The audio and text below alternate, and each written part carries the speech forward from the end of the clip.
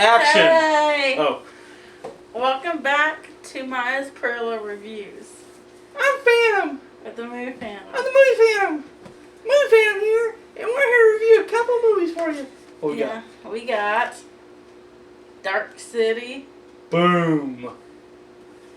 And Superbad.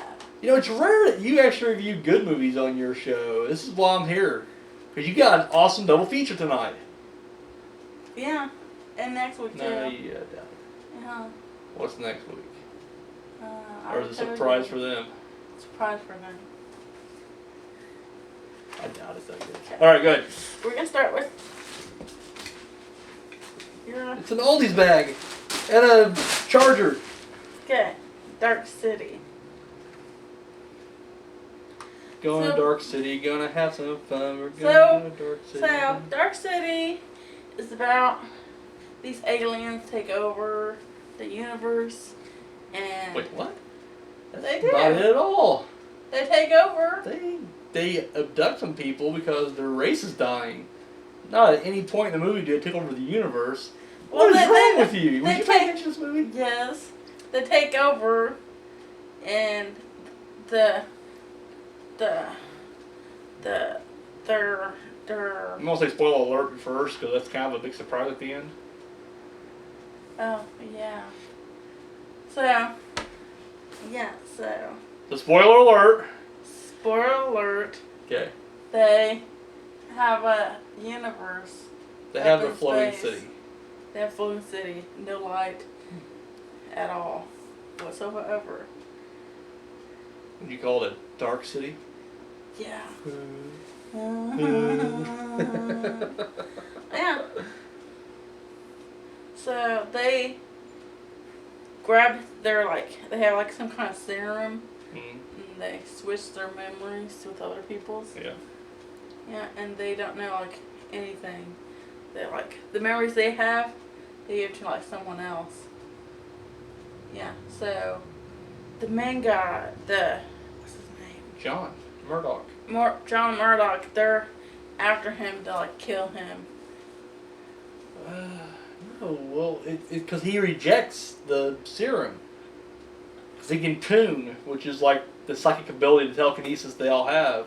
He can do it too.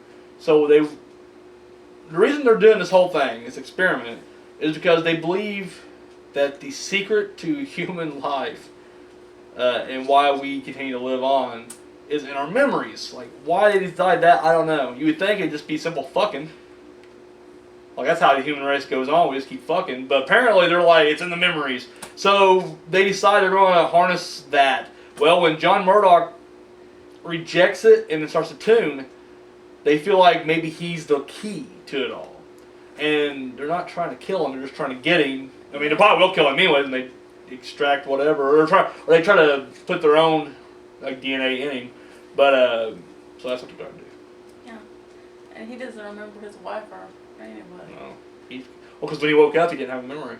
No. He just had a small then fragment.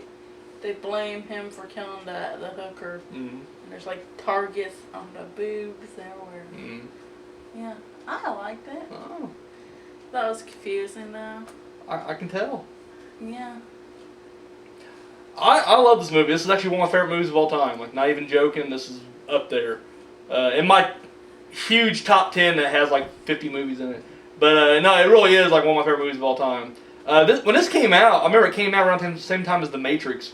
And The Matrix stole all the goddamn thunder. And this movie didn't get shit. It just got shit on. And it didn't quite get this due respect until a few years later. But I remember watching it when it first came out. I rented it. And dude fell in love with it. And this, literally, it's one of the first movies that literally blew my mind. Because spoiler alert, once again, you don't realize what's going on. You're following John Murdoch. You are literally with him. He has no memory what's going on. You have no idea what's going on either. You're literally just okay, let's go with it. And the funny thing is, it's always nighttime. And I just remember when I first watched it, I didn't realize that. I just remember when I watched it the first time, I just didn't think about it. And there's a scene where he's just because it's almost midnight, and he's what time, AM or PM? And they're what do you think? He's well, wait a minute, where'd the sun go? And I'm oh shit, he's right. There's no sunlight here. That scene, that shot, when they go to Shell Beach, and they break through the wall, and literally it's just nothing but vast space. You still don't know what's going on, but when William Hurt and the other stranger go tumbling through that hole, and at this point you just gotta assume William Hurt's dead. But it's like the last thing he kind of sees, quotation because he's dead.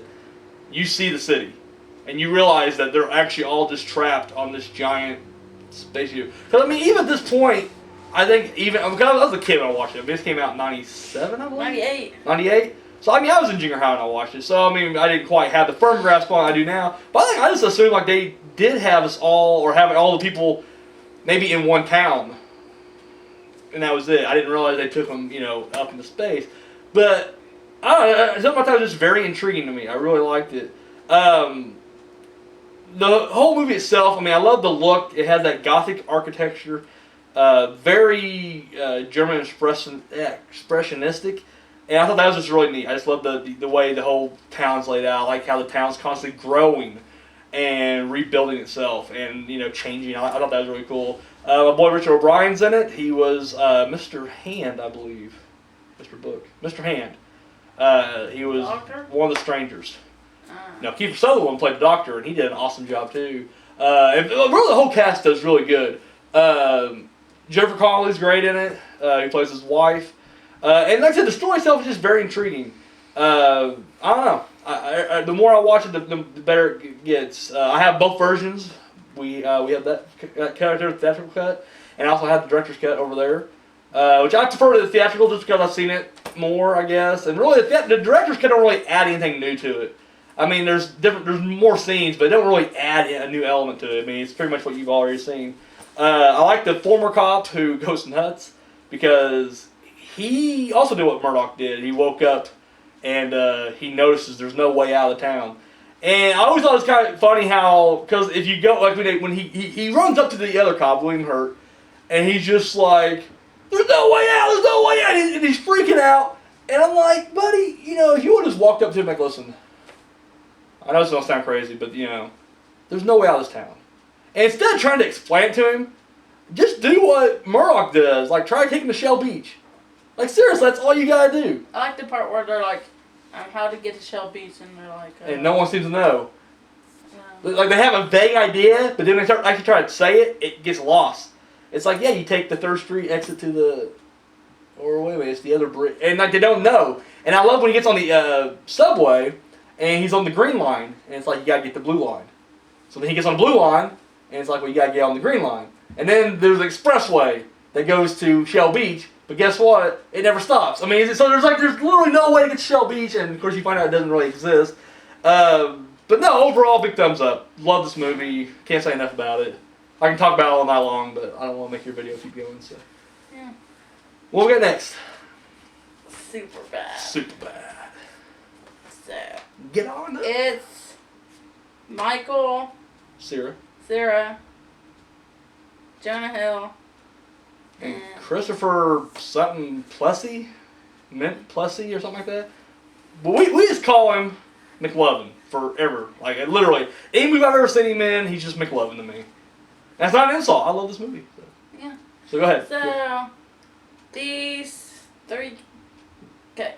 McLovin got, like, a fake ID. So, he's, like, the one, like, trying to buy, like, the alcohol. Mm-hmm. And such. And the other 2 just trying to impress these girls. Jonah Hill is trying to impress Emma Stone.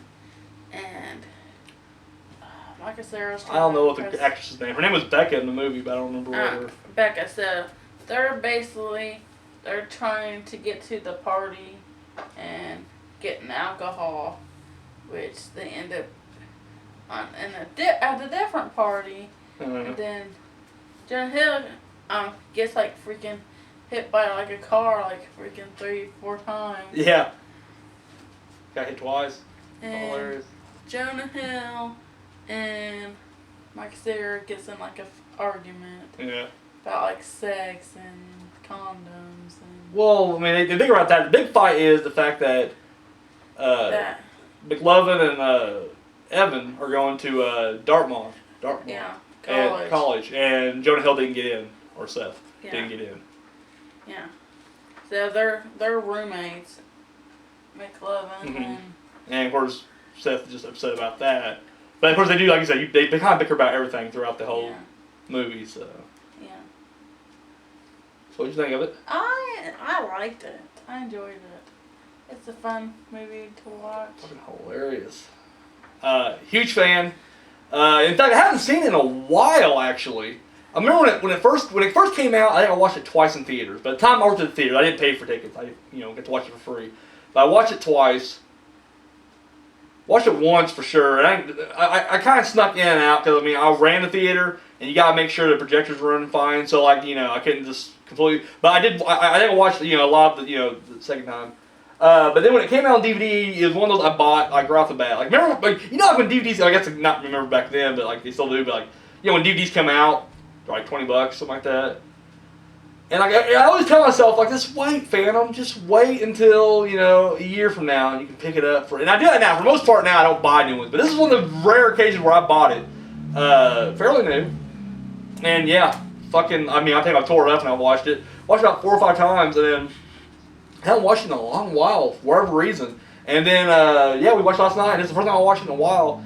And so fucking hilarious. Like, I was laughing so hard throughout. Like, it was just... It's still relevant, still funny. Yeah, like the part with like period blood. Yeah, period blood. That's always a good time. Now, I'm a big fan of teen comedies, anyways. And I thought I remember when I first got out of high school, so it was my early 20s, which was when this came out. I remember thinking like, well, am I getting too old for the teen comedies? Because when I was a kid, you can relate. Like when you're a child, like when I was like 6 or 7 watching Porky's, which I probably shouldn't have, but. You're like, I can't wait to be that old. I can party and everything. And then when you're a teenager, you're going through those, may not the exact experience, but similar experiences. So you can relate to them. But I was like, when I get older, it's like, well, I still care about watching these teens run around. And even now, last time I watched like 21 and over, which you didn't like. I loved. I thought it was fucking hilarious. So teen comedies are always like the raunchy R-rated teen comedies are always big hit for me. The cast is great.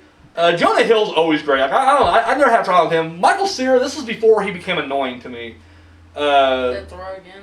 Oh, Seth Rogen's always a fucking home run. Bill Hader, same way. And I like McLovin. Like, McLovin, I just remember when this came out, it was a hit, but I just remember, like, a lot of people just be like, McLovin was just annoying in that movie. I thought he was great. Like, I just liked that character. I like him, because he went on to do, like, Role Models and Fright Night. I thought he did great in both movies. I mean, he's a good actor.